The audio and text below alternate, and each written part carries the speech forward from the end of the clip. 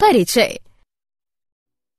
कोशिका सिद्धांत, कोशिका की संरचना तथा उसके कार्य क्षेत्रों, कोशिका के प्रकारों, पादप तथा जंतु कोशिका, पादप तथा जंतु कोशिकाओं की संरचना, प्रोकैरियोटिक कोशिकाओं तथा पादप तथा जंतु कोशिका में अंतर, प्रोकैरियोटिक तथा यूकैरियोटिक कोशिकाओं में अंतर के बारे में हम पहले ही चर्चा कर चुके हैं। हाँ, चलो अब हम यूकैरियोटिक कोशिकाओं की संरचना के विषय में चर्चा करेंगे। ओके, हम कोशिका झिल्ली तथा कोशिका भित्ति की संरचना तथा उनके कार्यों का भी अवलोकन यानी निरीक्षण करें।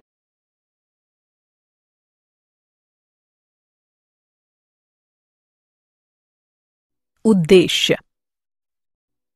इस पाठ के अंत में आप निम्न करने में सक्षम हो जाएंगे: यूकैरियोटिक कोशिका के गुणों को जानना, कोशिका झिल्ली के गुणों को जानना, कोशिका झिल्ली के कार्यों को समझना, कोशिका भित्ति के गुणों को जानना, कोशिका भित्ति के कार्यों को समझना,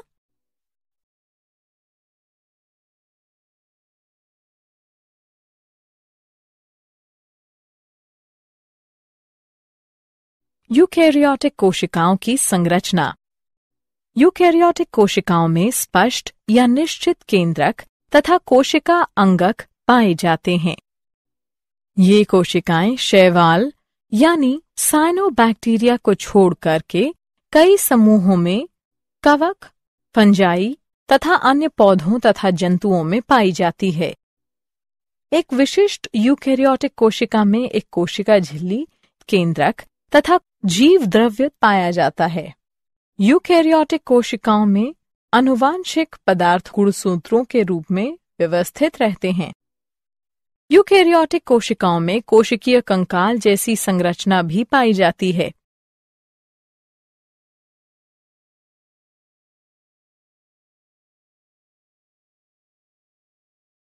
कोशिका झिल्ली के गुण।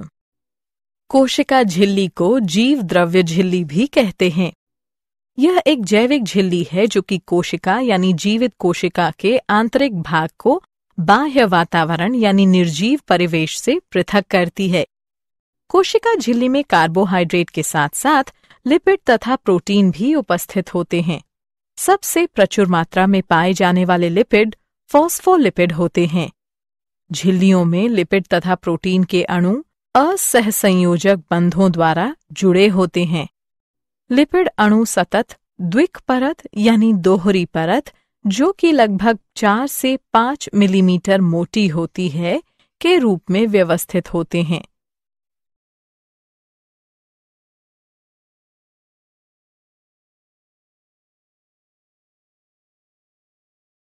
तरल किरमीर नमूना। तरल किरमीर नमूना जैविक झिल्लियों में फॉस्फोलिपिड तथा प्रोटीन के क्रम की व्याख्या करता है जो कि 1972 में S.L. सिंगर तथा जी निकोलसन ने प्रतिपादित किया था।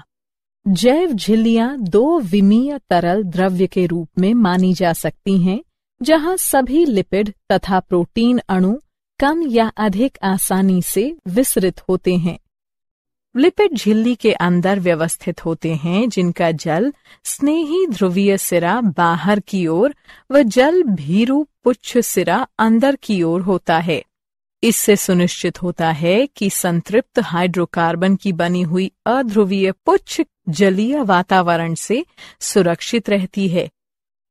लिपिड दोहरी परत जल स्नेही यानी हाइड्रोफिलिक सिरे तथा जल भीरू हाइड्रोफोबिक पुच्छ का विन्यास ध्रुवीय अणुओं, उदाहरण अमीनो अम्लों, न्यूक्लिक अम्लों, प्रोटीनों, कार्बोहाइड्रेटों तथा आयनों के विसरण द्वारा झिल्ली के पार जाने को रोकता है, किंतु सामान्यतः जल भीरू हाइड्रोफोबिक अणुओं के निष्क्रिय विसरण की अनुमति देता है। झिल्ली प्रोटीनों का एक समूह प्रत्येक झिल्ली से जुड़ा होता है जो कि झिल्ली को उसकी विशिष्ट गतिविधियों को करने में सक्षम बनाता है। झिल्ली प्रोटीनों को 2 विस्तृत श्रेणियों यानी वर्गों में वर्गीकृत किया जा सकता है: अंगभूत यानी आंतरिक तथा परिधीय यानी बाह्य प्रोटीन। अंगभूत यानी आंतरिक झिल्ली प्रोटीनों में एक या दो खंड या भाग होते हैं जो कि फॉस्फोलिपिड में अंतःस्थापित गड़े हुए होते हैं।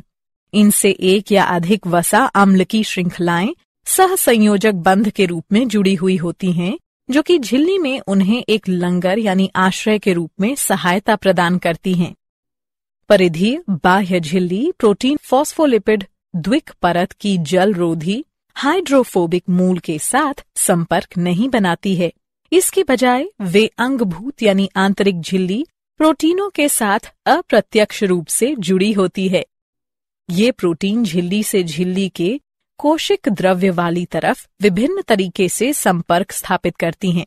कुछ प्रोटीन साइटोपंजर यानी साइटोस्केलेटन से संयोजित होती हैं। झिल्ली के बाह्य तरफ कुछ झिल्ली प्रोटीन झिल्ली बाह्य कोशिकीय जालीदार मैट्रिक्स के तंतुओं से संयोजित होती हैं।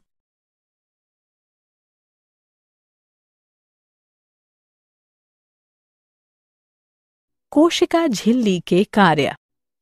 कोशिका के अवयवों को धारण करना कोशिका झिल्ली अर्धतरल जीव द्रव्य अवयवों को धारण करती है। वैयक्तिकता पृथकत्व जीव द्रव्य कला कोशिका के आकार तथा वैयक्तिकता को बनाए रखती है। सुरक्षा जीव द्रव्य कला जंतु कोशिका को आघात से सुरक्षित रखती है। अतिरिक्त सुरक्षा तथा सहारे के लिए पादप कोशिका में जीव द्रव्य कला के ऊपर एक भित्ति पाई जाती है। अंगक कोशिका झिल्ली अनेक उपकोशिकीय संरचनाओं या अंगकों जैसे केंद्रक, सूत्रकणिका, माइटोकॉन्ड्रिया, लवकों यानी प्लास्टिड्स, गोल्जी उपकरण, अंतद्रव्यी जालिका, सूक्ष्मकायों, माइक्रोबॉडीज आदि की सीमा निर्धारित करती है। कोशिका पहचान ग्लाइकोलिपिडों तथा ग्लाइकोप्रोटीनों की सहायता से कोशिका झिल्ली समान कोशिकाओं को असमान कोशिकाओं से बाहरी तत्व तथा ऊतकों को अन्य पदार्थों में अंतर करने में सक्षम होती है। कोशिका पहचान ऊतक निर्माण तथा सूक्ष्म जीवों से रक्षा करने में सहायक है। प्रतिजन कोशिका झिल्ली में प्रतिजन पाए जाते हैं जो कि रक्त समूह, प्रतिरक्षा प्रतिक्रिया, प्रत्यारोपण की स्वीकृति तथा अस्वीकृति को निर्धारित करते हैं। कोशिका संधि जंक्शन ये जंतु कोशिकाओं को एक साथ रखने में सहायक है। आच्छद आवरण जीव द्रव्य झिल्ली पक्षमाभ तथा कशाभ के चारों तरफ आच्छद यानी आवरण बनाती है। सूक्ष्मांकुर ये झिल्ली का बहिर्वलन होते हैं जो कि अवशोषण को बढ़ाने में विशेषीकृत होते हैं। कोशिका द्रव्यीय सेतु जीव द्रव्य तंतु प्लाज्मोडेस्मेटा तथा गैप संधि जंक्शन निकटवर्ती कोशिकाओं के मध्य कोशिका द्रव्यीय सेतु का निर्माण करते हैं। परासरण यह झिल्लियों में उपस्थित विशिष्ट जल चैनलों की उपस्थिति के कारण होता है। एंडोसाइटोसिस झिल्ली पुटिकाओं के विकास के कारण पदार्थ का अंतर्ग्रहण या एंडोसाइटोसिस होता है। एक्सोसाइटोसिस यह एंडोसाइटोसिस के ठीक विपरीत होता है। इसमें अपशिष्ट उत्पाद तथा स्रावी पदार्थ कोशिका से बाहर त्याग दिए जाते हैं। अंतर कोशिका संचार जीव द्रव्य झिल्ली एक लचीली सीमा बनाती है। यह कोशिकीय अवयवों को सुरक्षा तथा कोशिका संरचना को सहारा प्रदान करती है।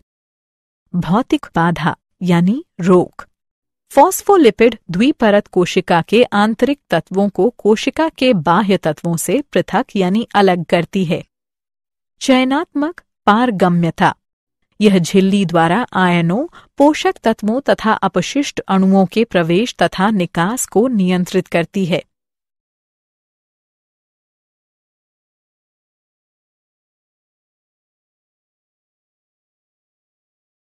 कोशिका भित्ति की संरचना कोशिका भित्ति सख्त यानी कठोर तथा प्रायः लचीली होती है, लेकिन कभी-कभी कुछ प्रकार की कोशिकाओं के चारों तरफ यह एक उभरी हुई परत बनाती है।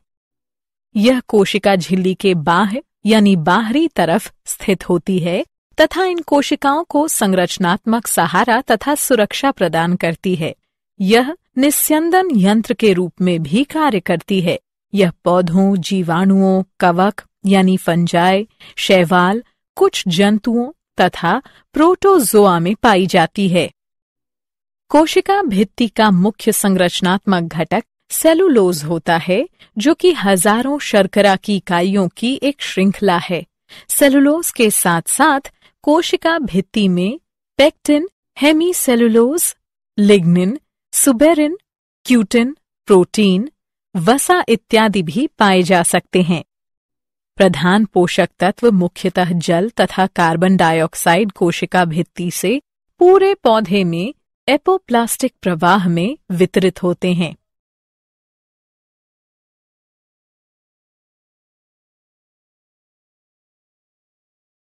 मध्य पटलिका। पादप कोशिका भित्ति को 3 क्षेत्रों में विभक्त किया जा सकता है। मध्य पटलिका, प्राथमिक भित्ति, द्वितीयक भित्ति, तृतीयक भित्ति। कोशिका भित्ति की सबसे बाह्य परत या अंतरकोशिक संरचना, जो 2 निकटवर्ती पादप कोशिकाओं की भित्तियों को पृथक यानी अलग करती है, उसे मध्य पटलिका कहते हैं। पेक्टिन मध्य पटलिका में बहुतायत रूप से पाई जाती है।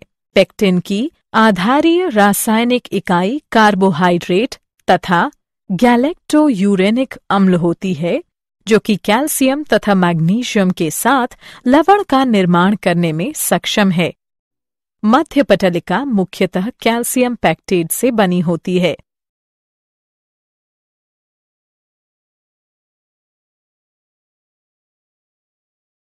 प्राथमिक भित्ति।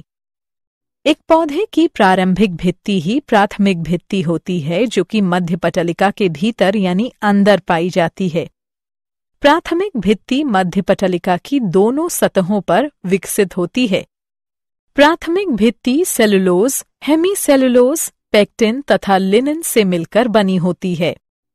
अधिकतर पादप कोशिकाओं की प्राथमिक भित्ति अर्धपरागम्य होती है, जो कि 30 से 60 किलो डाल्टन वाले छोटे अणुओं अथवा प्रोटीनों को ही पार जाने की अनुमति देती है।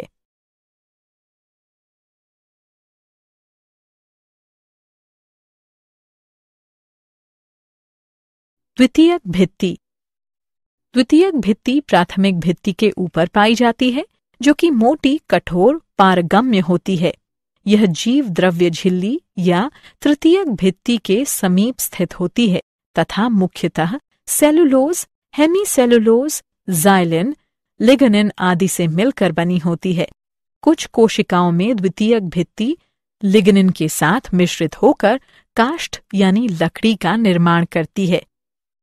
लिग्निन एरोमेटिक यौगिक का एक जटिल बहुलक यानी पॉलीमर तथा काष्ठीय ऊतकों का मुख्य घटक है। कुछ कोशिकाओं में द्वितीयक भित्ति सुबेरिन के साथ मिश्रित होकर कॉर्क का निर्माण करती है तथा इसे जल के प्रति अगम्य बनाती है।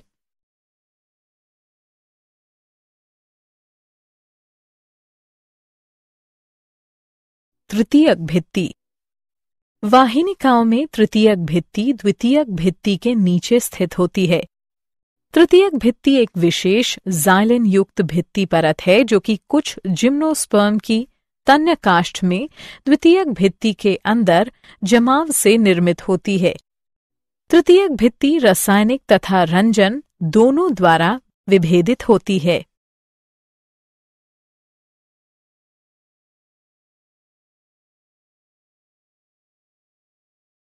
कोशिका भित्ति के कार्य।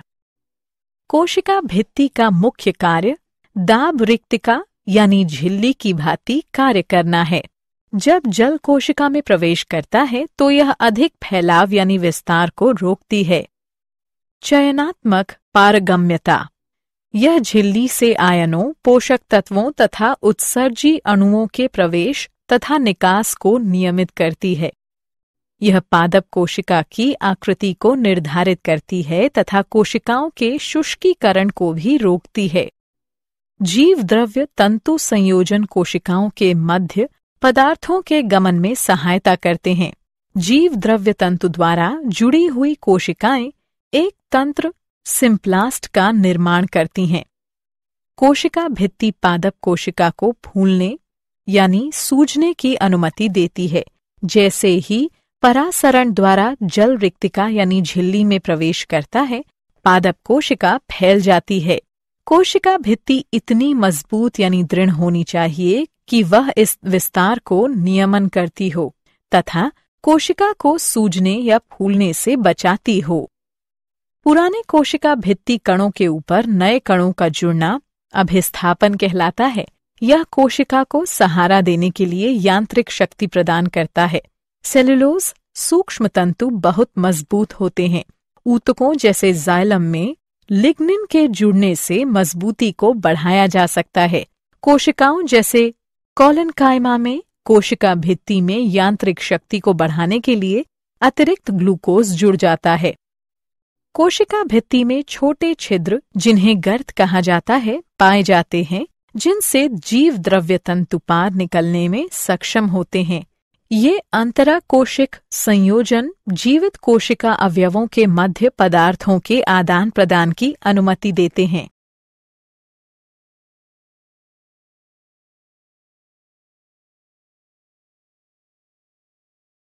क्या आप जानते हैं 1855 में नागेली तथा क्रेमर ने कोशिका झिल्ली शब्द प्रतिपादित किया। 1931 में J.Q. प्लोव ने कोशिका झिल्ली को जीव द्रव्य झिल्ली कहा। 1935 में डैनियल तथा डावसन ने जीव द्रव्य झिल्ली का सैंडविच मॉडल प्रस्तावित किया था, जिसके अनुसार जीव द्रव्य झिल्ली प्रोटीन लिपिड द्विपरत प्रोटीन सैंडविच है। 1959 में जे. डेविड रॉबर्टसन ने सभी जैव झिल्लियों को इकाई झिल्लियां कहा था।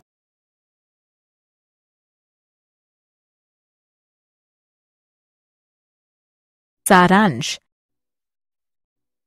आइए हमने जो कुछ सीखा है उसे संक्षेप में दोहराएं। जीव द्रव्य झिल्ली ग्लूकोज 6 फॉस्फेट के प्रति अपार गम्य होती है। झिल्ली में उपस्थित कार्बोहाइड्रेट प्रायः शाखित ओलिगोसैकेराइड होते हैं, जिनमें 15 से कम शर्करा इकाइयां पाई जाती हैं। लिपिडों तथा प्रोटीनों के मध्य सामान्यतः सहसंयोजक बंध पाए जाते हैं, जो कि क्रमशः ग्लाइकोलिपिड तथा ग्लाइकोप्रोटीन का निर्माण करते हैं। जीव द्रव्य झिल्ली चयनात्मक पारगम्य होती है तथा कई अणुओं के परिवहन की सुविधा मुहैया कराती है। जीव द्रव्य झिल्ली कार्बोहाइड्रेट के साथ साथ लिपिड तथा प्रोटीन से मिलकर बनी होती है।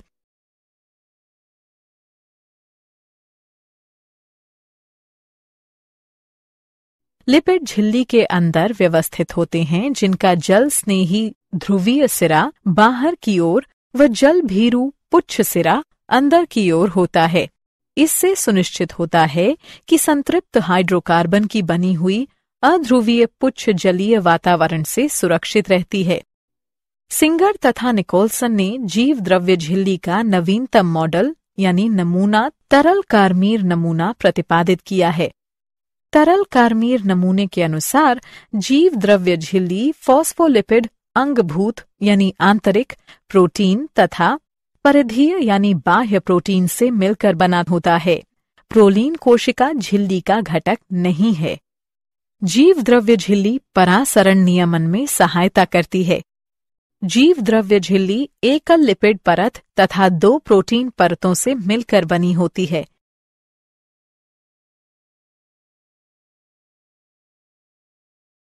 कोशिका झिल्ली में प्रोटीन P तथा लिपिड L का सही क्रम PLLP होता है।